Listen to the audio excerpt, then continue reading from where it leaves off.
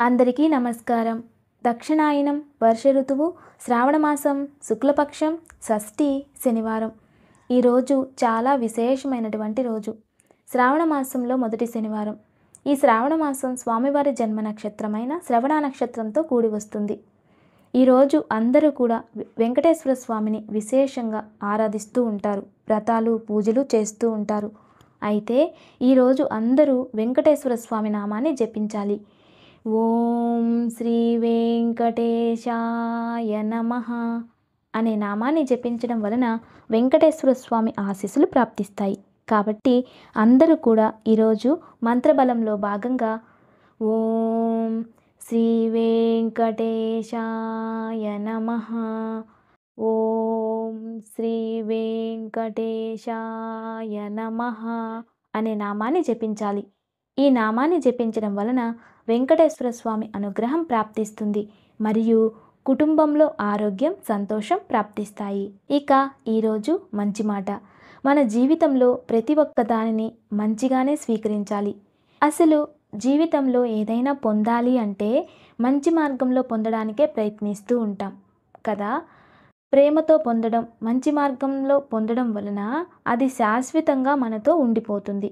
అది ప్రేమైన, స్నేహమైన, బంధమైన.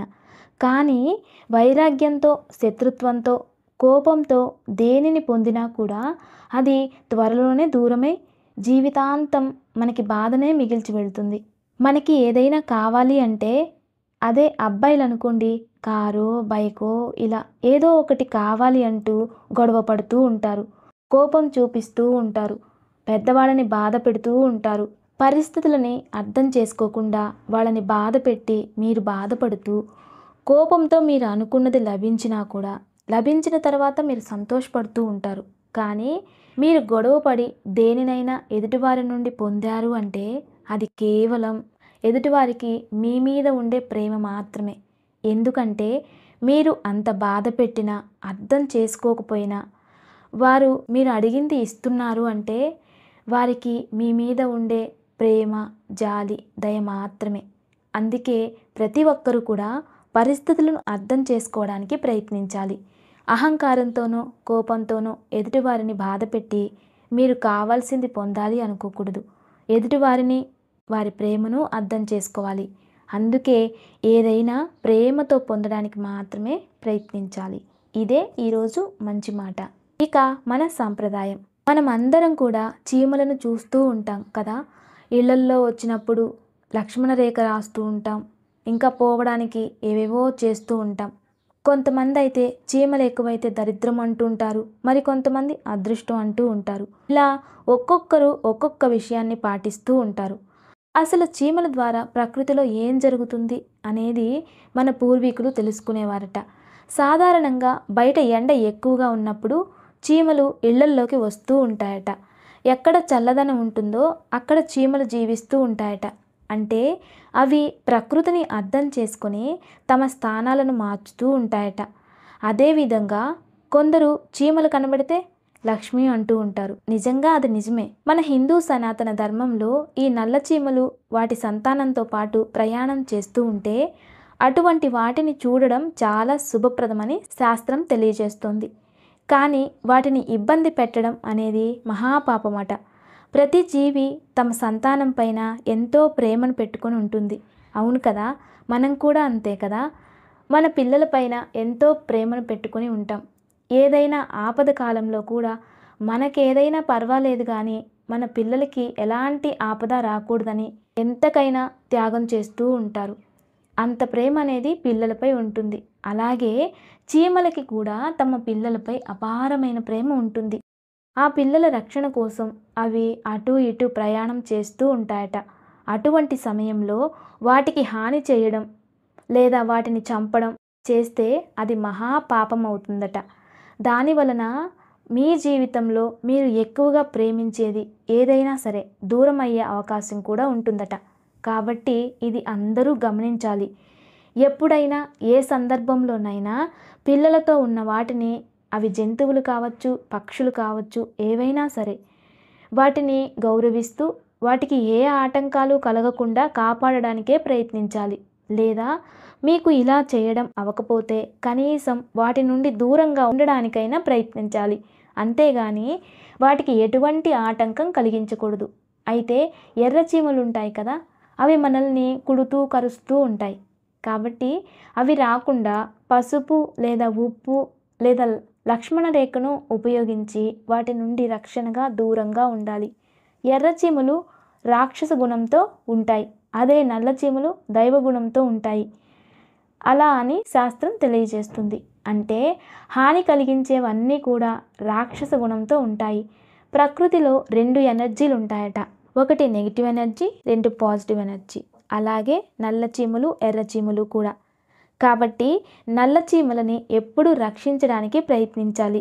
అలాగే ఎర్రచీమలు మన కంటికి ఎక్కువగా కనిపిస్తున్నాయి అంటే శత్రువులు మీపై త్వరలోనే దృష్టి పెడతారు అని, శత్రువుల నుండి మీకే ఆపద వస్తుంది అని అర్థమట. కాబట్టి జాగ్రత్త వహించాలి అని శాస్త్రం చెప్తోంది. అందువలన చీమలని గౌరవించాలి. అయితే మనం కూడా వాటిని చూసి ఎన్నో విషయాల్ని నేర్చుకుంటూ ఉంటాం. కొన్ని ముందే అలా తెలిసిపోతూ ఉంటాయి. వర్షం రాకముందు మబ్బులు ఎలా కనిపిస్తాయో అదేవిధంగా మన జీవితంలో ఏదైనా నెగిటివ్ జరుగుతుంది అంటే ముందుగా ఇటువంటి విషయాలు కనిపిస్తూ ఉంటాయట. ప్రకృతి మనకి చూపిస్తూ ఉంటుంది, కానీ వాటిని మనం పట్టించుకోము. కానీ ప్రతి ఒక్క దానిని కూడా శకునంగా ప్రకృతి మనకి చూపిస్తుంది. ఆ ప్రదర్శనే శకున శాస్త్రం అని పూర్వీకులు మనకి తెలియజేశారు. ధార్మిక విధి విధానాలకి నమ్మకం అనేది అతి ముఖ్యమైనది. అయితే ఇది వర్షాకాలం కాబట్టి మనకి చుట్టుపక్కల నల్లచీమలు ఎక్కువగా కనిపిస్తూ ఉంటాయి. కాబట్టి వాటికి ఇబ్బంది కలిగేలాంటివేవి చేయకపోవడం చాలా మంచిది. ఇదే ఈరోజు సంప్రదాయం.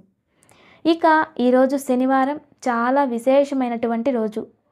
ఏదైనా కష్టాలను అనుభవిస్తూ తీరని బాధల్లో ఉండి ఎంత ప్రయత్నం చేసినా దాని నుండి బయటికి రాలేకపోతున్నాం అనుకునేవారు శనివారం రోజు రావి చెట్టుకి ప్రదక్షిణ చేయడం అలవాటు చేసుకోవాలి. రావి చెట్టు అనేది కల్పవృక్షం. మన పూర్వీకులు కొన్ని వృక్షాలను కల్పవృక్షాలుగా మార్చారు. ఎందుకు అంటే కల్పవృక్షాలు అనేవి ఆక్సిజన్ను ఎక్కువగా వదులుతూ ఉంటాయి. ఏ చెట్టు అయితే ఆక్సిజన్ను ఎక్కువగా వదిలేస్తూ ఉంటుందో అది పంచభూతాలను ఆకర్షిస్తూ ఉంటుంది. మనం పంచభూతాలని, ప్రకృతిని దైవగణాలుగా చూస్తూ ఉంటాం. కాబట్టి ఆ దైవగణాలనేవి ఆ వృక్షంలో నివసిస్తాయి. కల్పవృక్షంలో సకల దేవతలు నివసిస్తారట. కాబట్టి అటువంటి కల్పవృక్షాలను పూజించడం వలన మరియు మన కోరికలను తెలియజేసినప్పుడు ఆ వృక్షం ఆ కోరికలను పంచభూతాలలోకి వదిలేస్తుంది. అప్పుడు మన కోరికలను తీర్చడానికి ప్రకృతి మనకి సహకరిస్తుంది. అందుకే కల్పవృక్షాలను పూజించి గౌరవించాలి. ప్రతిరోజు ఎవరైతే తులసి చెట్టుకి పూజ చేస్తారో వారి కోరికలన్నీ త్వరగా నెరవేరుతూ ఉంటాయి. అందుకే ఇంటి ముందు తులసి చెట్టు ఉండాలి అని మన పూర్వీకులు తెలియజేశారు. అలాగే శనివారం రోజు రావి చెట్టుకి ప్రదక్షిణ చేయడం వలన అదృష్టం పెరుగుతుంది, అనుకున్నవి నెరవేరుతాయి. ఈరోజు భక్త సిరియాల సృష్టి రోజు. భక్త సిరియాల కథ అందరికీ తెలిసే ఉంటుంది. వారికి పిల్లలు లేకపోతే ఎన్నో పూజలు చేశాక ఒక అబ్బాయి జన్మిస్తాడు. అతడు ప్రతిరోజు నిత్యం అన్నదానం చేసేవాడు. ఒకరోజు వారిని పరీక్షించడానికి పరమేశ్వరుడు వస్తారు. ఆ సమయంలో అన్నదానం చేయడానికి అతని వద్ద ఏమీ ఉండదు. అప్పుడు పరమేశ్వరుడు, మీ కొడుకుని నాకు ఆహారంగా ఇవ్వు అని అడిగితే ఎన్నో పరీక్షలు చేసి కొడుకుని ఆహారంగా పెడుతూ ఉంటే ఊరి వారందరూ దీనికి వ్యతిరేకం చెప్తారు. అప్పుడు ఆ సమయంలో పుత్రుడు మళ్ళీ బతికి తిరిగొస్తాడు. ఇటువంటి అద్భుతం జరిగిన రోజే సిరియాల సృష్టి. ఈ సిరియాల సృష్టి సందర్భంగా ఈరోజు ఎవరైతే బ్రాహ్మణులకి స్వయం పాకదానాన్ని ఇస్తారో వారి సంతానానికి పూర్ణాయుష్షు ప్రాప్తిస్తుంది. కాబట్టి అందరూ ఆచరించండి.